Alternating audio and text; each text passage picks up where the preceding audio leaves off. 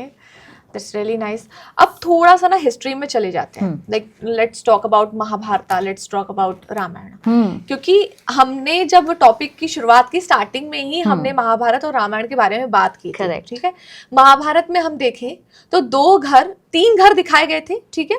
एक तो पहले जहाँ खुद धृतराष्ट्र राजा बन के बैठे हैं, उसके अलावा इंद्रप्रस्थ जहाँ युधिष्ठिर, और उसके अलावा एक घर था लाक्षागृह जो दुर्योधन ने उनके लिए बनाया था। करेक्ट। क्या भूमिका थी इन तीनों घरों की? अगर आपको ध्यान है तो जो लाक्षागृह था जिसमें आग लगी थी, हाँ, है ना, हाँ। उसी में दुर्योधन आए थे जब बोला कि अंधे का पुत्र अंधा। नहीं। वो किस घर में? इंद्रप्रस्थ में था। वो इंद्रप्रस्थ में था, हाँ। ठीक है। इंद्रप्रस्थ में जब लाक्षागृह में किया तो उनको बर्बाद करने के हिसाब से वास्तु कराया गया था, हाँ। ठीक है। और जो वास्तुशास्त्री थे वो थे मय, ओके। अगर आपको ध्यान है, हाँ। तो उनका नाम जो था वो मय था वहां पे। दूसरा जो इंद्रप्रस्थ में बनाया गया, तो इंद्रप्रस्थ में तो इन्होंने जो पांडव थे इन्होंने बनवाया, बड़े खूबसूरती से और बहुत ही सारा ना इल्यूजन क्रिएट करके बड़े खूबसूरती से एक माया नगरी उन्होंने प्रॉपर तरीके से बनाई। और वहां पे ना जब जैसे दुर्योधन जब आए तो वो चल रहे थे तो नजर नहीं आ रहा था कि आगे फर्श है या पानी है। पानी, हाँ। तो वो पानी में उन्होंने जैसे पैर रख दिया, हाँ। तो द्रौपदी ये देख करके हंस करके खिलखिला करके बोली कि अंधे का पुत्र अंधा, हाँ। क्योंकि वो उस माया नगरी में थे। तो वहां पे भी प्लेसमेंट ऑफ जो विंडोज थी, ठीक है, जो फ्लोर जिस तरह से बनाया गया था वो इस तरह से मायावी बनाया गया था कि फ्लोर है कि पानी पता नहीं चल रहा है कि एकदम से वाटर बॉडी कब आ गई। जैसे ही उस पे स्टेप किया तो उनके लिए तो एक हंसी का पात्र बन गए। और वहां पे जब ईगो टच हुआ तो कहा जाता है कि वहां से महाभारत की एक तरीके से शुरुआत हुई। कर्म है, बहाने बनते हैं, तो इस तरह से बहाना इस तरह से बना। अच्छा, and what about Ramayan? Like Ravan ji को तो हम कहें वो बहुत तीक्ष्ण बुद्धि के थे, उन्हें सारी चीजों की समझ थी जी, सारी चीजों की समझ थी, फिर भी कहाँ गलती हुई? आई थिंक रामायण इतनी ज्यादा जो है जैसे हम पढ़ते हैं, हाँ। तो रावण जो है सबसे बड़े शिव भक्त वो, हाँ। ठीक है। देखिए वहां पर वास्तु का ना बोल करके मैं यही बोलूंगी कि उनको उनके गुरु ने जरूर मारा है। अदरवाइज यहाँ पे वास्तु का मेरे हिसाब से उनसे बड़ा जो विद्वान है ना हुआ है ना हो पाएगा। अच्छा, शिव जी की बात निकली है, हाँ, तो थोड़ा सा सावन के बारे में बात कर लेते हैं। क्या वास्तु में बदलाव किए जाएं?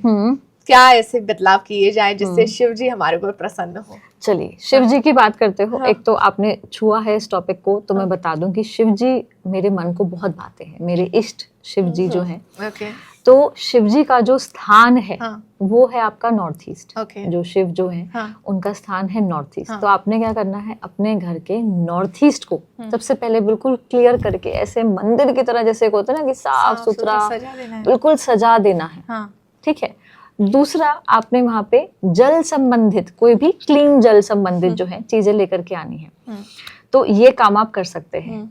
तीसरा, हर रोज जब तक भी सावन चल रहा है आपने जरूर चढ़ाना है शिव जी के ऊपर जल, ठीक है। बेलपत्र होते हैं, ठीक है, जितनी भी आइटम्स शिव जी को प्रिय हैं, थोड़े से दूध के साथ आपने शिव जी को ठंडा ठंडा जल चढ़ाना है। इससे ना शिव जी जरूर प्रसन्न होंगे।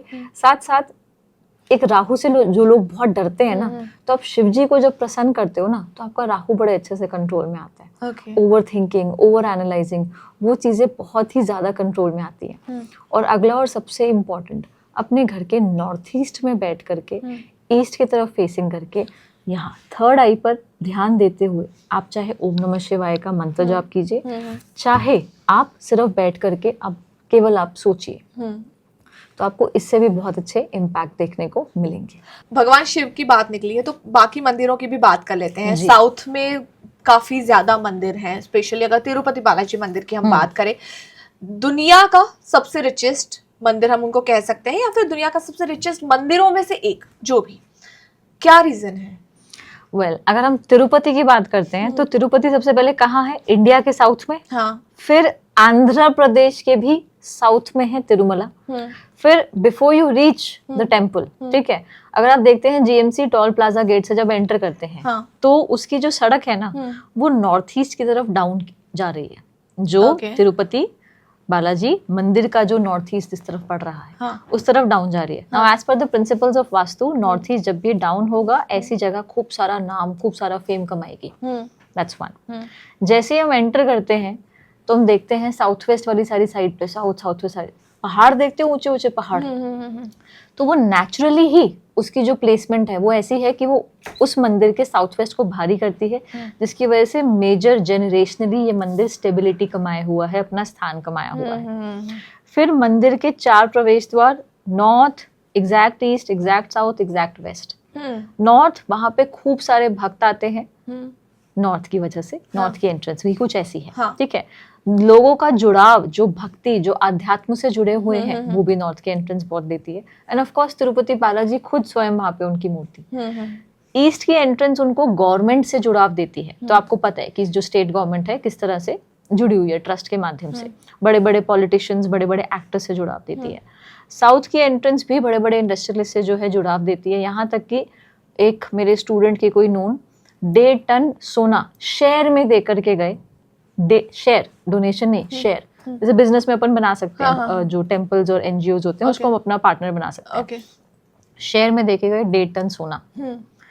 वेस्ट की एंट्रेंस खूब सारी प्रसन्नता और ग्रोथ देती है। अब घंटों लाइनों में लगने के बाद भी कैसी फीलिंग आती है वहां पे, और सेकंड्स के दर्शन होते हैं। ऐसी फीलिंग जैसे सब कुछ मिल गया हो। ट्रू।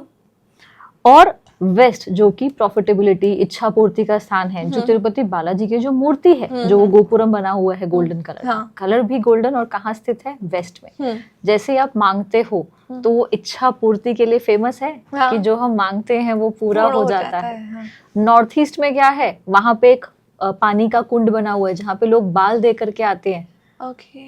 वो पानी का कुंड, पानी क्या हो रहा है, सुबह सुबह की किरणों से पॉजिटिवली चार्ज होता है, हीलिंग कैपेसिटीज उसकी कितनी बढ़ गई।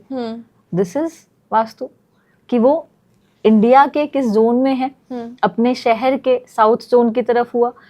उस मंदिर का स्वयं ही जो नेचुरल फैक्टर्स हैं, पहाड़ों की वजह से साउथ वेस्ट काफी भारी हुआ, और नॉर्थ ईस्ट सड़कें ही ऐसी हैं कि डाउन है। तो नेम फेम जनरेशनल जो है उसमें उपलब्धियां होना, गवर्नमेंट का वहां पे इंटरवेंशन होना, वो होगा ही ना। Very true. एंड लेकिन जैसे आपने मंदिरों के बारे में बताया, और भारत के सभी ऑलमोस्ट हम मंदिर देखें तो कुछ उसी वास्तु कंप्लायंट है। आप जब दूसरे ज्योतिर्लिंग में जाएंगे, जैसे मैं त्र्यंबकेश्वर रिसेंटली होकर के आई, वास्तु कंप्लायंट है। सेम वही चीजें, बट अब मैं बात कर रही हूँ एक तो जो मंदिर का प्रेमाइसिस है, और अब मैं बात कर रही हूँ मंदिर के बाहर जो चीजें हैं। तो हमारे आसपास का जो इंफ्रास्ट्रक्चर, जो रोड्स हैं, जो स्ट्रक्चर्स हैं, उनका भी तो इम्पैक्ट है। उनका वो है ही साउथ ऑफ आंध्र प्रदेश में, और उनके जो बाहर की सड़कें नॉर्थ ईस्ट की तरफ नेचुरली डाउन है, साउथ वेस्ट नेचुरली पहाड़ है। तो उसकी वजह से वो जो एडेड एडवांटेज है वो बहुत ज्यादा है। नाइस। आई मीन वास्तु इतना इम्पैक्ट लाता है, ये मुझे आज, इफ ऑनेस्टली टेलिंग यू, मुझे फर्स्ट टाइम पता चला।